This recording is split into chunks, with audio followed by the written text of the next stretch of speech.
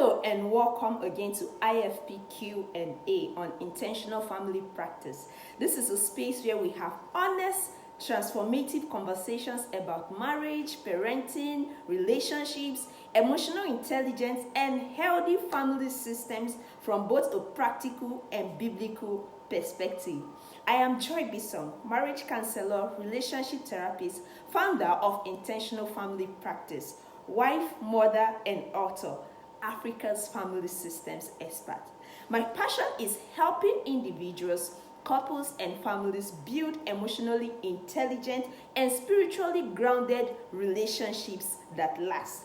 And today on IFP Q&A, I want us to answer 3 very honest questions that many people are secretly carrying in their hearts. Questions people often wonder about quietly, questions that affect relationships deeply, and questions that, if misunderstood, can create confusion, emotional pain, and unhealthy decisions. So let's begin. Question number 1. Question number 1 says, is there one specific person God created for me? And if I miss that person, have missed the will of God for my life? Now, many people enter relationships with fear instead of wisdom because they believe one wrong relationship decision and God's plan for my destiny is destroyed. But I want you to understand this. The will of God is not built on panic, manipulation, or emotional desperation. So don't let anyone deceive you. Personally, I once had a badly behaved young man who wanted to trap me. He was into ministry though, but he wanted to deceive me with, God said you are my wife. In fact, he bluntly told me that if I didn't marry him, I would regret it and my marriage would fail. And if I returned to him by that time, he wouldn't accept me. Little did he know that I knew better than that. Today, I'm happily married and even helping others to build strong marriages. So the question is, can God guide you towards someone? Yes, God can do that. Can God give peace, wisdom, and confirmation concerning relationships? Absolutely yes. But scripture consistently shows us that wise relationship decisions involve discernment, character, counsel, values, spiritual maturity. Proverbs 4:7 says, wisdom is the principal thing, therefore get wisdom. And Amos 3:3 says, can two walk together except they be agreed? So the deeper question is not, is this my one and only person? No. The question is, can we walk in agreement spiritually, emotionally, mentally, and purposefully? Many people are so focused on finding the one because they ignorantly think that once they marry a specific person from God, their marriage will never have conflict or divorce. So they ignore character problems, they ignore emotional instability, they ignore dishonor, they ignore lack of accountability, they ignore spiritual inconsistency, they ignore poor communication, and then they call this dysfunction the will of God. God's will never require you to ignore wisdom. So marriage is not sustained by prophecy alone. It is sustained by character, intentionality, sacrifice, emotional intelligence, and shared values. Let's look at Isaac and Rebekah's story in Genesis chapter 24. It shows us divine guidance, but it also reveals wisdom.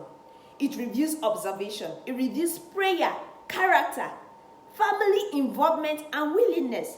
So healthy marriages are not built merely by finding the right person. They are built by 2 people becoming responsible, emotionally healthy, spiritually grounded partners.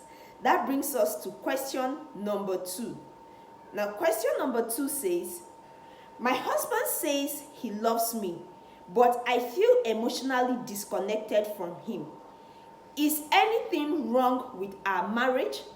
Now, one of the greatest misunderstandings in marriage is assuming that love automatically maintains emotional intimacy. Love may still exist where emotional connection quietly weakens.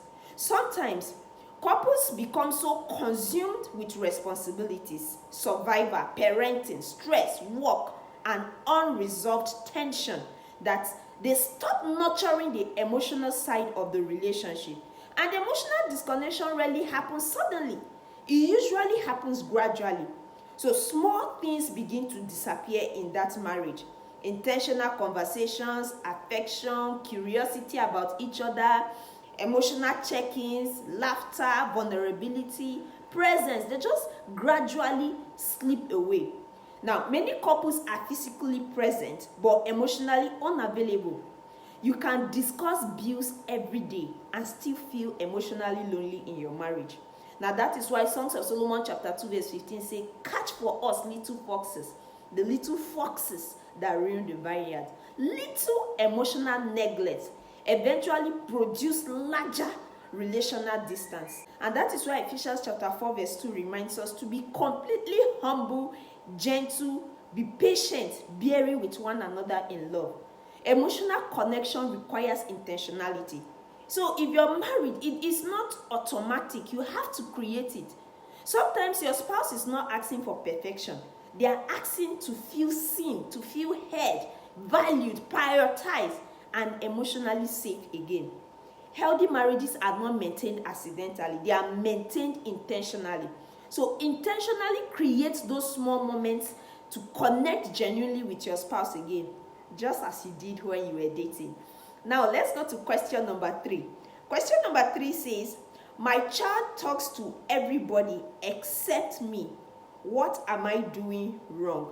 Now this question carries deep pain for many parents because silence from a child feels really personal. But many parents do not realize this. Children do not only open up where there is authority. They open up where there is emotional safety. Some children stop communicating because every conversation with you feels like correction, judgment, comparison, interrogation, dismissal, anger, immediate punishment. So eventually, the child begins to emotionally withdraw, not because they have nothing to say. They always have something to say, but because they no longer feel understood. So, for instance, a child says, I am tired or I am stressed, and the parent replies, what do you know about stress? What is stress at your age? That moment may look small to you, the parent, but emotionally, the child learns that my feelings are not safe here. So Ephesians 6 verse 4 says, fathers, do not provoke your children to wrath, but bring them up in the training and instruction of the Lord. Correction without connection often produces distance in parent-child relationship. Sometimes the goal is not to immediately fix behavior. Sometimes the goal is to first understand what the behavior is communicating. Every behavior is communicating something to you. Every behavior is an emotional language.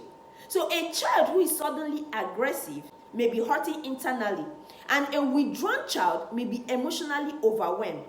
And a child who is constantly angry, they may be feeling unseen. So healthy parenting is not just raising obedient children. It is raising children who feel safe enough to communicate truthfully, even when they are struggling.